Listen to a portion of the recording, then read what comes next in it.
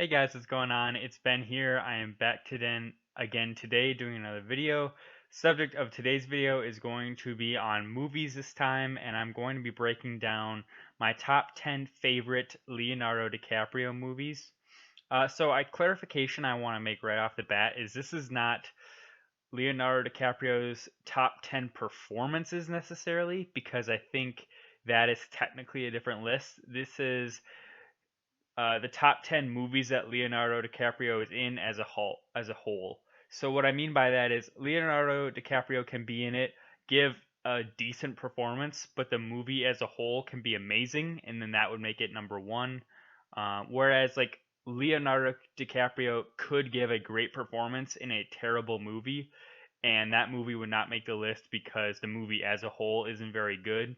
So just so you realize, I'm judging the movies as a whole that contain Leonardo DiCaprio, not he himself in the movie. So like if you see a movie that you say to yourself like I'll just get into it and then you'll kind of see and you'll see at the beginning what I mean. So honorable mention, This Boy's Life. It's a pretty good movie. Not in the top 10 though. It stars Leonardo DiCaprio and Robert De Niro together for the first time on screen, 1993. Leo was 16 in this movie. It's like his first major role. It's about a boy whose mother marries a very abusive guy, and Robert De Niro is DiCaprio's stepdad, and it's just all about like familial drama and like that tension that exists between uh, a child and a step parent who hate each other, and it's very interesting and very good. But the number 10 movie that DiCaprio's been in on my list is The Wolf of Wall Street. Very interesting movie, very vulgar, very over the top and in your face. DiCaprio himself is very good in this movie, and I found it interesting, but again, one of those movies that I wouldn't really go back and watch it very often. Number one, because it's 3 hours, and number two, because it's really grotesque in a lot of ways, actually. I found myself more on the grossed out side rather than the amused side with a lot of the stuff that was going on in the movie, like just the vulgarity and the brash like nudity and um, just different situations, which to me were a little grotesque, but overall still very interesting movie. Next, I have Titanic, and here's where that distinction comes in of the movie over the performance. So, like, I'd say that Leo gives a better performance as far as acting in The Wolf of Wall Street, but like the movie of Titanic as a whole is better than Wolf of Wall Street as a whole. That's why I have Titanic higher. So that's that example right there for you. Titanic, Leo does a decent job as the lead. The movie as a whole, very good. Cinematography, special effects, uh, obviously for the time very revolutionary as far as the special effects going on. The main gripe with this movie is I think that it's 3.5 hours long. It's a lot to sit through. Um, Really, it's a two-parter movie. It could be a two movies really. The first part is Leonardo DiCaprio and Kate Winslet meeting and falling in love, and the second half is a boat sinking. Um, when Leo is a star of it, he does pretty good of anchoring the movie, but really the star of this movie is the special effects, but they're very interesting special effects. Number 8, Inception. This movie is very, very, very interesting. It really takes your mind for a loop and can be quite confusing at times, honestly, but I think overall is pretty compelling in that Leo provides a pretty good lead character who um, brings you in and intrigues you a lot and you want to know what's going on, and the movie as a whole is very hard to figure out, but like there's a lot of question marks I think, but most of them get answered along the way, and it kind of takes you down the rabbit hole, but it is compelling and you want to keep watching it, and it's a really good movie to rewatch, and you'll want to rewatch it because there are a lot of things to catch like a second time that you might not catch a first time, and maybe will make more sense upon a second viewing. But overall, very good movie. Number 7, Django Unchained.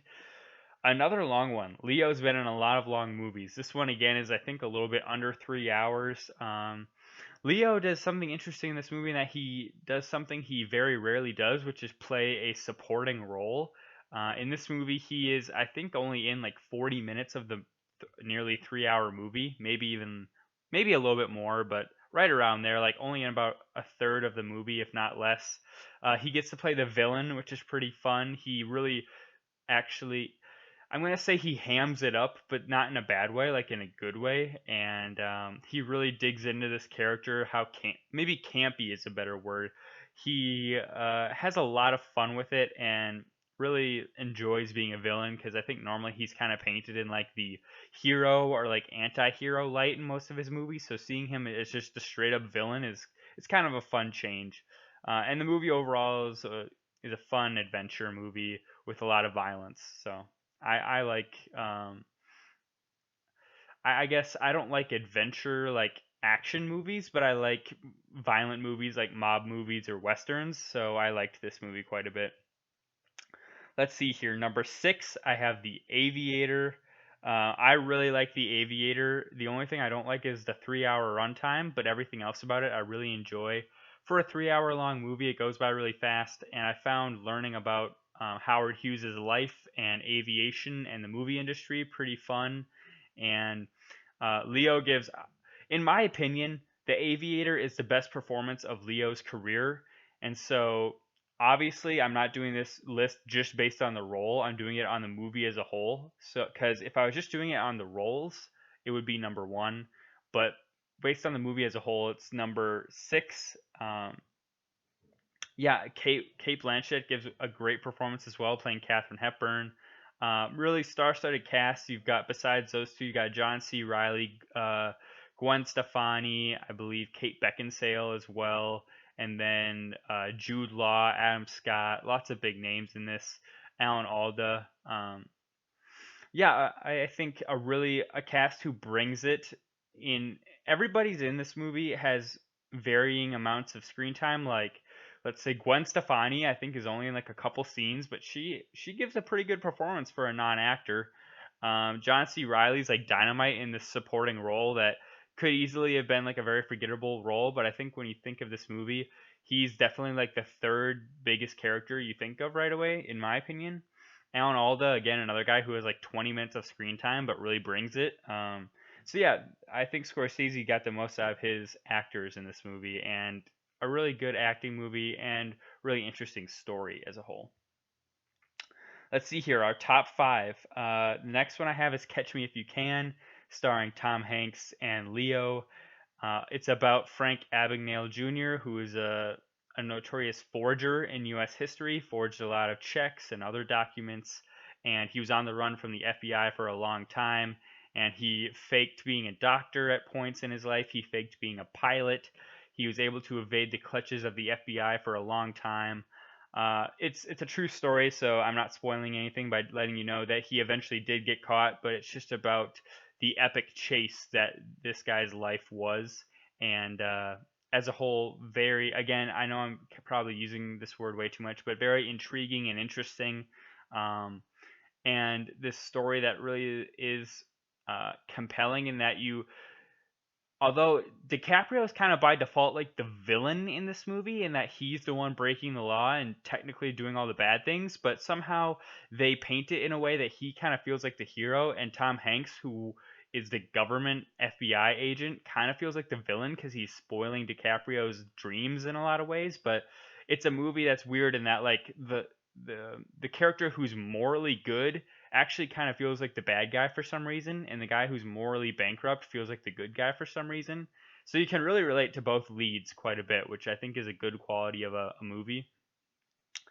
Next, I have Once Upon a Time in Hollywood at number four. Again, Leo stars in these 3 hour long movies, but I think this one is like 3 hours plus, maybe. I don't remember quite. I think it's like either right about at 3 hours or a little bit over.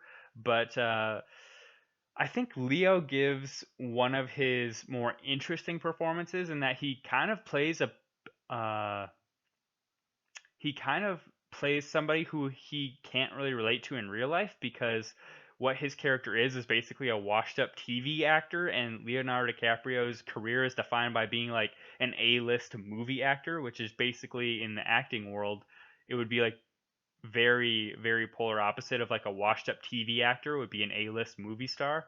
So Leo takes on a character who's not very similar to him at all, besides working in show business. But uh, he captures the self-conscious actor attitude very well, and like um, gives a very stripped down performance of a guy who is at times very comedic, but at a lot of times very depressing. And I think he balances that pretty well. Like he balances the comedic aspects of him with the more sad, down, blue, enduring aspects of the character, and I really like that a lot.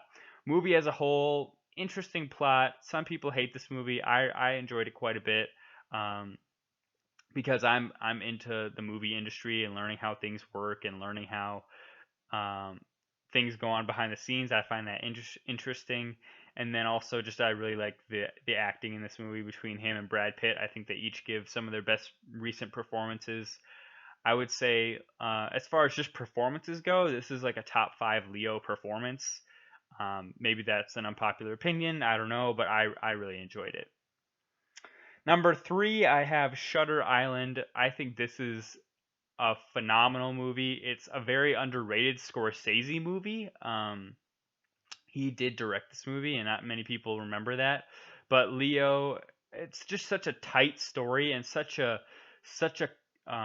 thrilling story, and there's lots of twists and turns, and it's a mystery. And Mark Ruffalo gives a really good performance in this movie, as well as Leo, of course. And I just love this movie. And even though there's a lot of mysteries to it, once the mystery is solved, it's a movie where you can go back every time you rewatch it and basically pick up on something new that you hadn't previously. So I think a lot of people don't like mysteries because once you know how it's solved, it doesn't mean as much going back and rewatching it like a movie like The Usual Suspects. But this movie, I think it's there's enough to it that you realize new things every time you watch, and so it doesn't hurt it that you know the ending when you rewatch it. Number two, I have What's Eating Gilbert Grape. Leo's performance in this is a huge factor as to why this is the highest. In my opinion, this is the second best, if not, you could say it's tied for the best Leo performance of his career. He plays a mentally challenged boy. Leo spent like months with handicapped folks and mentally challenged young people to try and nail this role, and he does like perfectly nail it. He got an Oscar nomination because he was a young man, I believe 16 or 17 at the time. He did not win the Oscar because typically, if you're a young person getting nominated for an Oscar, you get passed over because people figure you'll be back here plenty more times. You'll get your chance later on. He lost to Tommy Lee Jones in The Fugitive. He definitely was robbed, like without a doubt. Tommy Lee Jones basically only won this because he was a guy who was 50 something years old, and people were like, well, you've been in the industry for a long, long time.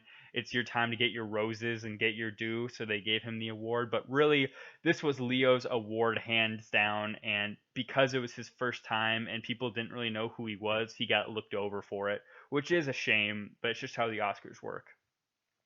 But yeah, Johnny Depp gives a very stripped down performance in this movie. He didn't. He's This is pre weirdo Johnny Depp. It is actually after Edward Scissorhands, but it's before Johnny Depp was only like a weird character actor. He was just kind of like a normal guy in this movie, and he just plays like a normal Midwestern guy, and he's very likable as the lead. Because Leo was nominated for Best Supporting Actor because really he is a supporting actor to Johnny Depp's lead in this movie, and yeah, the story is really fun and I think upbeat in a lot of ways, and but really heartfelt too. And Johnny Depp gives probably the most. I, I think you could argue it's the most heartfelt performance of his career to date, and the most like innocent and sweet performance of his career. And he's just really likable in it. And number one is The Departed. Um, this movie is one of my favorites of all time. I love crime dramas. As I said, I love violent movies too. This movie has both of those factors. Great ensemble cast. You got DiCaprio, Damon, Nicholson, Martin Sheen, Mark Wahlberg, Alec Baldwin.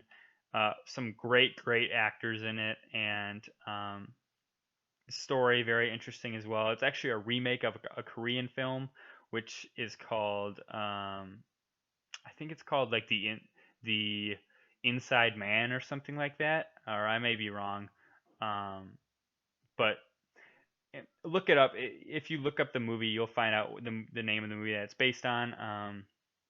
Yeah, it's like a movie about double agents in the mafia and in the FBI, and it's just super interesting. And Leo's really solid in it. He didn't get nominated for anything because the the the movie company, I don't remember what it was, like Paramount or DreamWorks or what, but um, they didn't run any of the leads like Damon or DiCaprio for any awards because they didn't want them to have to compete against each other. And Leo had another movie that he was promoting, which is Blood Diamonds, so he got nominated for that instead. But the Departed is really like a modern classic, and it's my favorite movie that Leo is in. Leave your thoughts on the list below, or leave your own list. I hope you guys enjoyed this. Hope you have a good day. Bye.